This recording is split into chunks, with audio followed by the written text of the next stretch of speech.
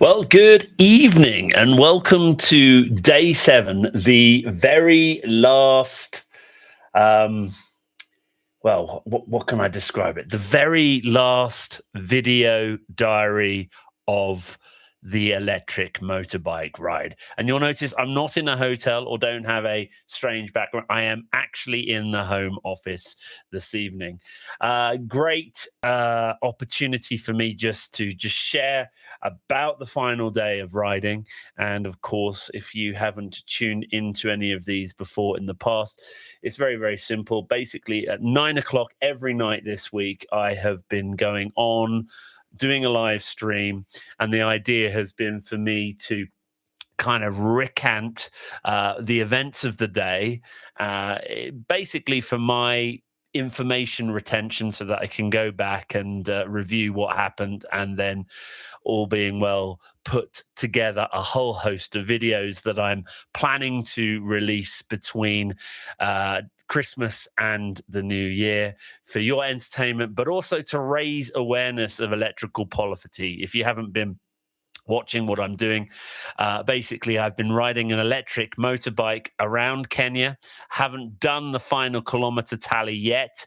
And we've been basically doing it to raise awareness of electrical poverty, to give away solar boxes, which people have helped raise money for, but also try and raise money for this school where we want to put solar in at Homer Bay for orphaned and estranged young women, a place called Mango Tree School. We've had some fantastic donations, but we still need more.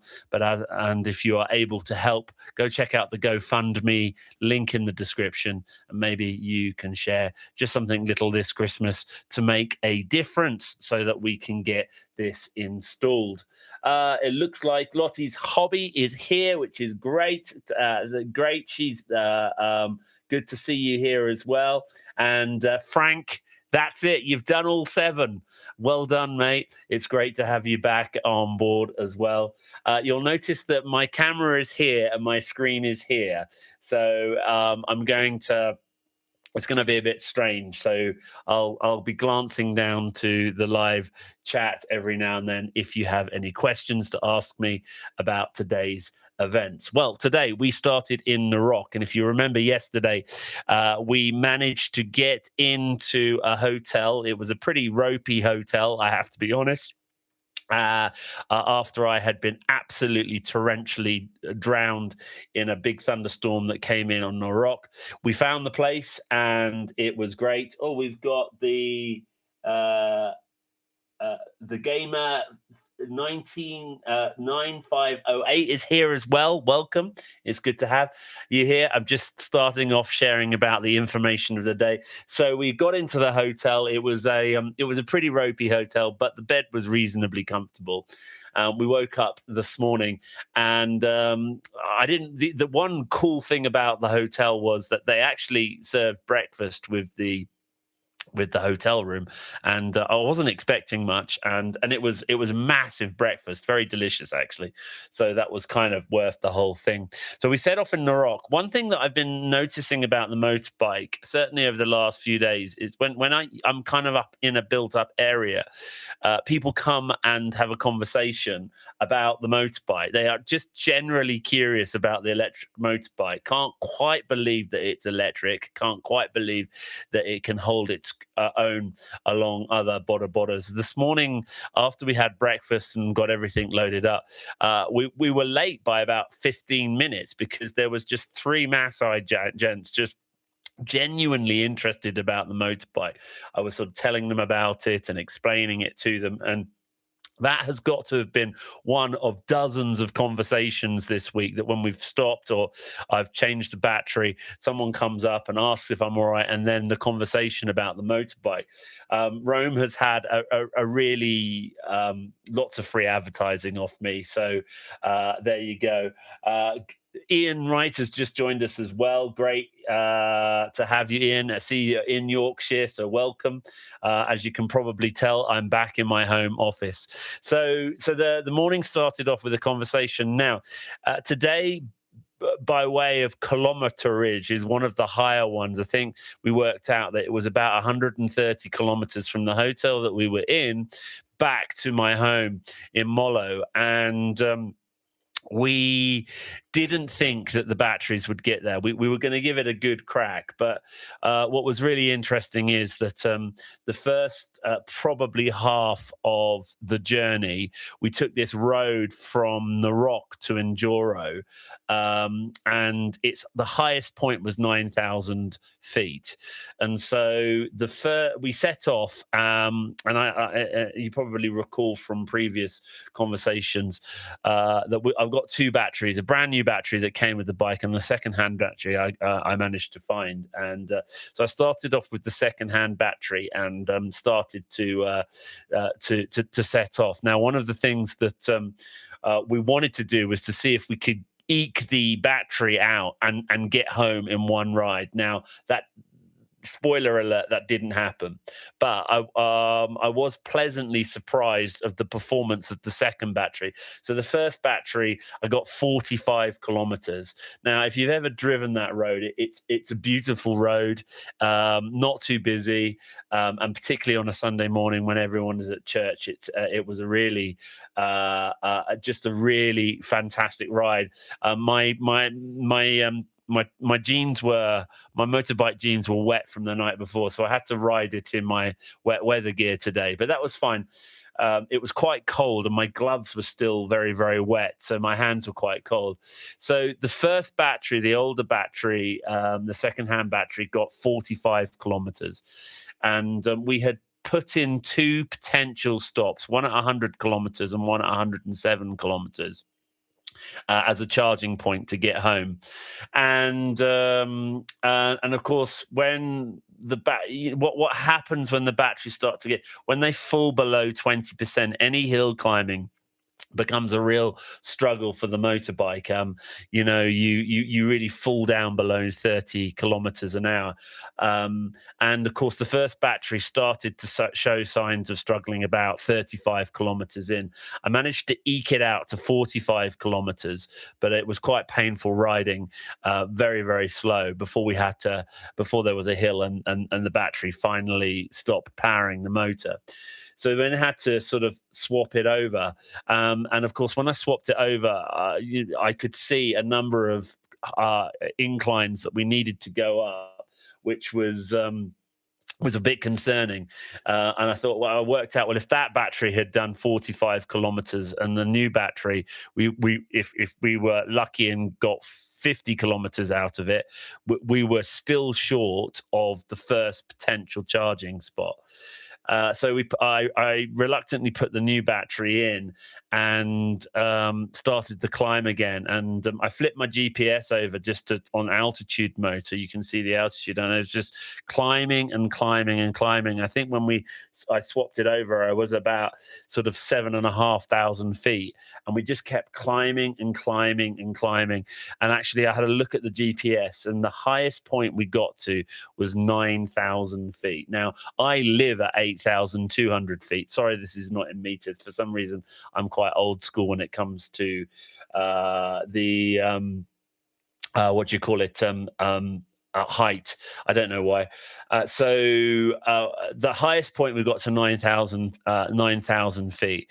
But as soon as we got there, the terrain turned from going uphill to predominantly downhill to where we were going, and actually that was really quite enjoyable to do. And I think we dropped about 2,000 feet over about 45 minutes, and actually again saw the regenerative properties of the bike. So I can't remember. I think at one point it was about 65%, and then I saw it climb a percentage. So the regen does actually work on the motorbike. And I did notice actually that when I pushed the brake in, I just thought the brakes were a bit odd, but actually, and that's one thing that I would love Rome to do actually, is that the regen comes in gently, because there's a moment when you push on the back brake where it really comes in strong, and it slows you down quick, and I would love the regen to be a kind of what do you call it, a gradual thing, so you don't feel the bike kind of going slowing you down quite quickly. Yeah, it was quite exciting, Frank. So as we were coming down, I was starting to do some calculations in my head. I needed to get to about we had two earmarked charging places, one at 100 and one at 107 kilometers, and when I sort of clicked over the 55 mark on the 55 kilometer mark on the second battery, I knew that we were going to make it. And then lo and behold, not long around the corner, I saw the first place. We were going to stop at Enduro Golf Club to charge, and I thought, no, I still got 30% battery left at this point. And so that gave us enough battery to get to Kiembu campsite, which was the place which, if you go back and look at my back catalogue of movies, was where I did the sort of initial ride out test with everything for the for it to see if the bike was capable of doing it. And so at that point, I was absolutely ecstatic that this idea of, oh, great, well, we're not going to make it home, but we can make it into Kembu, and we can buy some coffee there and charge. And of course, so we came into the campsite, and there was Andrew, who was the owner of the campsite, who I know quite well. And I sort of wandered up to him, and he said, "Oh, hi, Andrew, how you doing? Any chance that I could charge my bike?" And he was very welcome. He said, "Yeah, come." I thought we were going to sit in the restaurant there. He said, "No, come round to my bike," and then he invites us into coffee. And there was a Swedish family that he'd also invited in for coffee as well. And we were there for about an hour and a half, just chatting about life. And then the Swedish family, they were quite into motocross, and again, we go into this long conversation about the bike and its capabilities. And of course, we were there for about 2 hours, which enabled the motorbike batteries to be, one was charged to 70% and one was charged to 50%. Just very, very grateful for Andrew at Kembu campsites just to just give us that. And we didn't even buy coffee. He welcomed us into his home and just filled us up with coffee. And we just, it was lovely to share some of our experiences there and do it. And so once we finally left Kembu campsite, I wanted to see if the lower battery, the 50% battery, would get me home.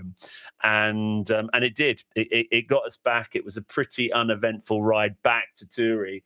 And we got home, and it was just lovely to drive through the gates of where I live and come in, and had 13% battery left. And it was a strange moment, because I still haven't sat down and worked out the exact kilometers, but I reckon we've done between around the 800 kilometer mark on the electric motorbike. And it was a strange moment. Done it. I've been planning something like this for the year. I really wanted to do the East Coast to the West to East Coast trip, and I am quite sad that I didn't do that, and would still like to do that at some point.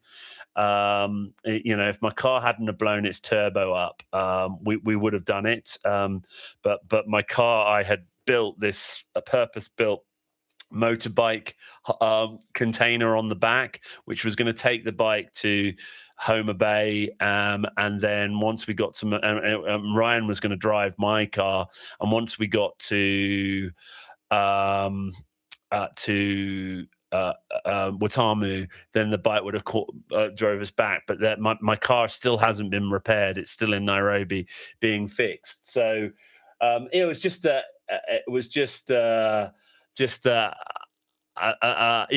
disappointing that I didn't get to do the right the way across Kenya, but so very, very thankful for what I was able to do. And we would never have gone down to the Loiters Hills. It kind of turned to a north to a south ride, going up to Laikipia, although we didn't quite make it that far, and then right down, literally onto the Tanzanian border. We were a stone throws away from the Tanzania border, and then back up again. It's quite an achievement for an electric motorbike. And it's a tough bike. It really, really, really is a tough bike. and so that was the end of my journey. That was my day. You know, from a riding perspective, it was easy riding. It was all tarmac. It was beautiful coming up over that hill. You know, it was great to be able to just stop and recharge and have conversations with people. And just very thankful to be home. So now I've been sat in my office all afternoon, downloading all the video footage, and tomorrow the task comes to seeing if I can put it into something for you guys to enjoy. And I'm really hoping that the release date will be sometime between Christmas and New Year. I'll try and release a couple every day, and for your enjoyment and just to keep the fundraising going. So yeah, now I think there's a few questions that come in. So what was my favorite moment from the trip? That's a really good question. There was, I tell you what, the second day of riding, even though at that point I didn't realize we'd taken the wrong turn, we did ride through this little conservancy next to Lake Bogoria. And there was this moment where I just couldn't quite believe that I was doing this on an electric motorbike. It was just beautiful. Ryan said he didn't see a car for hours and hours. I wasn't really paying attention. It was the day that I had my off, although, you know, it was a very slow off. I was able to step off the bike, and that sharpened me up, because it sort of made me realize that the reason why I had that off was because I was checking around in my pocket to see if I had left my glasses case behind, and must have been going no more than 10 kilometers an hour. That was a pretty high point. There was a wonderful moment on day 2, although I'm disappointed that we didn't take the bike into Laikipia. We had a really great start to the day where we were actually charging the batteries in the morning, because the place was just purely on solar. And of course, we didn't want to deplete their battery reserve for their house overnight. So the farmer that we stayed with switched the batteries on at 7 in the morning, because the sun was up, and we were there till about 10 before we left. And so we did a little walk down to their local watering hole, and there was just a herd of elephants. And of course, you wouldn't be able to walk down and see a herd of elephants without paying a huge amount of money. But yet here we were on my friend's farm, and we just walked down and there was a herd of elephants. And then we came back and we gave the first box away. And you'll see in the film this lovely little interview with a girl called Caro, where we gave the first box away. And yeah, she was just really, really, really pleased with that. So that was one of my highlights. What else? Of course, getting down to the Loiter Hills was great, and giving that box to that Maasai lady was really quite special. The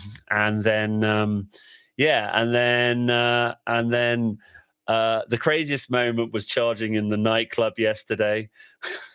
That's that video that seems to have.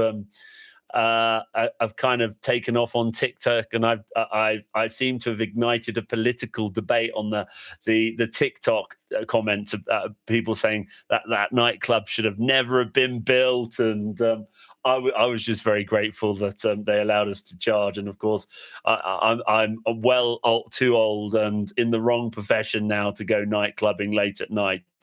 If that's your thing, go and check them out. But yeah. So yeah, they were probably the high points. So that's a good question.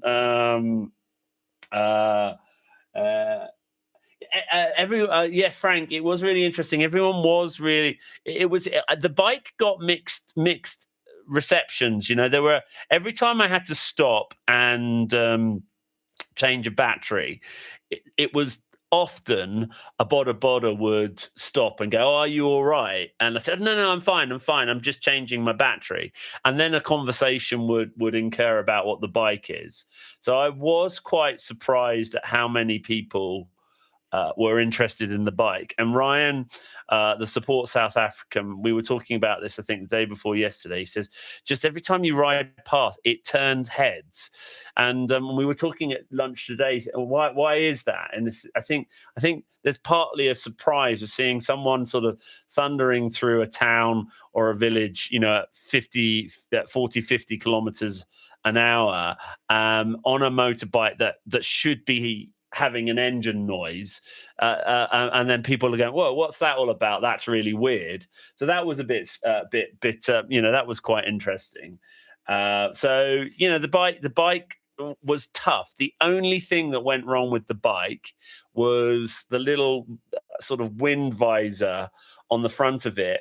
There are 4 bolts that sort of rattled free, and 3 of the 4 bolts fell out. But that was easily solved by zip ties, and then when I get round to it, I'll just replace those bolts and make sure that they're Loctited up. So yeah, that was the great thing about the bike. The super game 9508. Yeah, what was the most annoying issue you faced? The most annoying. Okay, so there were 2 moments that I really struggled with. Was the when I realized I had taken the wrong turn at Begoria, and there was that horrible. I had a really horrible feeling, and I think I later described it as range anxiety, where I realized that the motorbike was not going to get us where we needed to go. That was really frustrating. I was really disappointed, actually, that I wasn't going to be able to get to Homer Bay, and not to Homer Bay, to Laikipia. And then when we got to Thompson Falls, there was still a glimmer of hope that I might have been able to charge the batteries there and get there later. And then one of the batteries refused to charge. That was quite a challenging moment. But the problem turned out to be an over temperature. That's the only time it ever happened, was that going up all that into Nahururu, those big long hills, and that one battery just overheated and would refuse to take a charge for a couple of hours. Actually, I thought that was the end of the trip, because we needed that second battery, and there was just a massive sigh of relief when we got into Laikipia and the battery had cooled enough, and I plugged it in and it charged. So that was a challenge. And then the second really big challenging moment was the sand riding yesterday. That was really tough. I'd forgotten how much I hate riding on sand. It's not great in a car, but at least with a car you got 4 wheels. So the worst thing that happens to you is get bogged. But when you got these pro boxes flying at you, and you had to sort of maneuver into the deeper sand, and then you start, the bike starts squirreling all over the place. It was that they were probably the 2 most difficult moments of the ride. But they were nothing really in comparison of the experience that I've had. So that's a good question. Super Gamer. That was. I hope that answers your question. If you could change one thing in you did this trip, what would it be? We would take a 3rd battery with us. I had hoped that Rome was going to lend us a battery. I really like Rome. I really like their product. I thought that they would get behind this a little bit more than that they had, but that's fine. That's their choice. They kind of had hinted up at lending at me a battery, and it never came into fruition. So we would take a 3rd battery. If we had a 3rd battery and I would have put it in the car, I think we would have easily made it to Laikipia. And then we would have had a reserve for those moments where the batteries were quite low. That was probably the big thing that we would change. Frank, what's your rate on people from the community you interacted with? People were lovely. I mean, a lot of people, I don't know, I think it's partly because I'm a Mzungu. A lot of people want to help because they want money. So they figure, they often ask, if I help, then this person will give me some money. And there were a couple of times. So when I kind of got a bit lost going from Naivasha to where is it to Narok, and then this chairman guy, he showed me his paperwork. Was so willing to help me. I did know that he was going to ask me for money. So, but tough times are very, very tough. Times are very, very tough for people at the moment, and so you can't blame people for asking. And I think I paid him 1,500 bob, and he rode in front of me on that bit. You'll see that in the video. And there was a lovely moment where one of his kids rode on my motorbike a little bit as we went to his house to get his bike. That's actually one thing I would change as well. My Ray-Ban Metas, I bought these as a sort of in-helmet recording device. They work perfectly for the second day, but they've just failed. One of the screws have fell out. These aren't designed for any kind of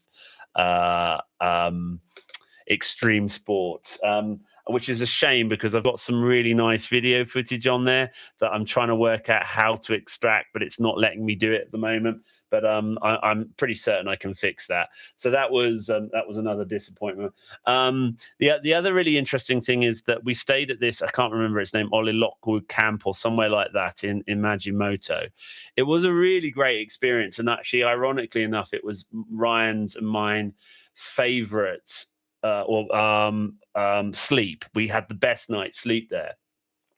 But I originally chose that place because of the pictures on their website made it look like it was quite an established place. And when we arrived, it was just literally tents and a few huts. They were very welcoming, but I was sort of saying to the guys, and I wasn't totally convinced that they were genuine, because they had basically flooded TripAdvisor and made this website that made them look incredibly professional. And I think that they have created this product where they are giving the authentic Maasai experience. And we didn't want the authentic Maasai experience. We just wanted somewhere to stay and to charge the battery. And that's kind of where they made their money. But so I did say to the guys that, listen, you've got a really good product here, but if you lie to get people here, it kind of leaves a bit of a difficult taste in the mouth. When we got into the Loiter Hills, they're just sort of very genuine, very open people, beautiful people. And it was really interesting. We were having a conversation with Pellower over tea. And he thinks that community is going to change quite drastically in the next 5 years because Kenya has just literally found gold. He said about less than 5 to 10 kilometers away from where they are, and they're putting in a massive new road. But he's really worried for the community because it has something to do with the president. And he was saying that a lot of the young men are now going to do mine. Great tick. There's jobs being created down there, but they're strip mining, and this really beautiful remote place potentially could be changed, and I'm not totally convinced for the positive of the community. He was saying that a lot of it was 8 years ago before I'd been there, and he was sort of telling us that actually the government has sort of imposed land demarcation, so everyone's been given their few acres, and a lot of fences have gone up. There's a lot more agriculture down there since I've been there. A lot of trees have been fallen, and then of course the finding of the gold, that people have been going in and going, oh well, we'll buy your land for 500,000 shillings, and of course if you've had nothing or you come from very little and someone says, here, let me give you 500,000 shillings for your land, and you've come from a nomadic culture, what does that mean? Or here comes someone giving me money, and that means I can still use my land, but they might be around as well. And then suddenly their fences go up, and big plant machinery comes in, and the land is stripped. I'm intrigued. I'm going to definitely go back in the next year, and I'm just curious to see how it was changed, and particularly all the work that Red Tribe has done. I would hate for it to be destroyed. But Pella was also saying that there's this new road that's coming in here, and it could, it takes them 6 hours to get to Nairobi, and now it could be as quick as 2. So there are pros and cons for this kind of strip mining. I'm not totally convinced it's being done for the right reasons. So yeah, but by and large, people are very inquisitive, very friendly, and very helpful. Just a brilliant place. Where was your favorite place you stayed? Oh, that's a good question. I think 3 places really stand out. Our friends Luke and Liz, their farm was amazing. The Maasai cultural experience, I had the best night's sleep, and those guys were lovely. And having conversations with them about, look, actually, you've got a great product here. Don't lie to bring people in. Be genuine. And the Loiter Hills, I love it down there. I really do. There was a moment where I said to Ryan, should we stay a day longer? And then we thought, no, we just got to stick to the schedule. We've got to get back today. So that was probably my my 3 favorite places where I stayed. The road coming up passes through Ngong Hills. Is that the mine road, Frank? I'm guessing that's the new mine road that they're building down there. I actually did think to myself, I'm going to go onto Google Maps to see how close this mine is and where the mine is. I do remember last time going down there, we did drive down to the border on Lake Natron, and cheekily, you could very easily walk into Tanzania over there, and nobody would know you would do that. And so I was just going to go when I've got, perhaps tomorrow, and I got some time. I was just curious to go and have a look to see if this mine is, and where this road is. It could be very useful having a quick road into that area. It could be very, very life transformative for that whole community. I just hope it doesn't destroy culture and doesn't destroy and doesn't sort of bring in things that could really affect the kind of Maasai mindset down there. So yeah, I'll have to have a look at that, Frank. Yeah. So so that's I've been rambling. I've been rambling for half an hour. So again, thank you so much. I didn't think anyone would tune in this evening because the ride officially finished at 2:00 this afternoon, and I'm so thankful. I'm just, again, there are 6 people viewing already, and I know a lot of people come back to the video throughout the day to do that, to hear about the experiences. If you have just tuned in, this is my live diary. I'm live streaming my thoughts of the day, of the experiences that I've had today. So it's kind of a record, so that when I go and edit the films together, I've got I can go back to a live diary of what I'm doing. But I thought I'd do it as a live stream, so that I could interact with people. And Frank, you are officially the champion of visiting all of the live streams. So congratulations on that. If there was a prize I could give you, I would, but I don't have one. So I'm going to give you a thumbs up, mate. You're a legend. I know my family have been tuning in, and even my daughter, who's next door, who's tuned into the live stream. And she wants me to open my my advent calendar live on screen. I'd forgotten about that. If you bring it to me now, Charlotte, I would do that maybe, and I'll open my advent calendar.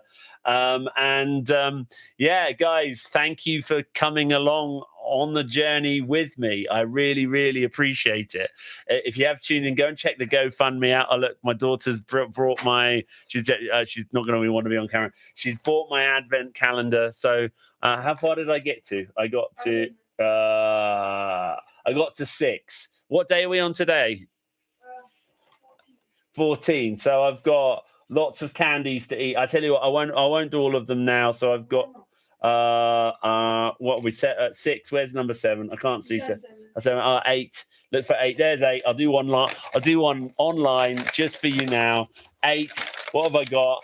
I've got a I love these. These are called refreshers. I grew up with these. This is a British advent calendar. And what is it? The word advent comes from the Latin adventus, meaning arrival or coming. There you go. That's actually quite an appropriate one. I have arrived back home. I'll open the rest in a minute. That's fantastic. Just been a very awesome experience. Go check the GoFundMe out if you haven't done so already. If you can't afford to support the GoFundMe, I can quite understand. A simple thumbs up, a subscribe to the channel, to share what I've done with your friends, relatives, families. And actually, the next thing that you guys can do is simply this. When the videos come out, I'll release them on YouTube. If you can, get on there, comment, click like, ring the bell, do everything that you can to divert attention to those videos. I really would love those videos to do well. Most of my videos vary from release to release. I would love thousands of views as opposed to hundreds of views. So if you are able to help me with that would mean a huge amount.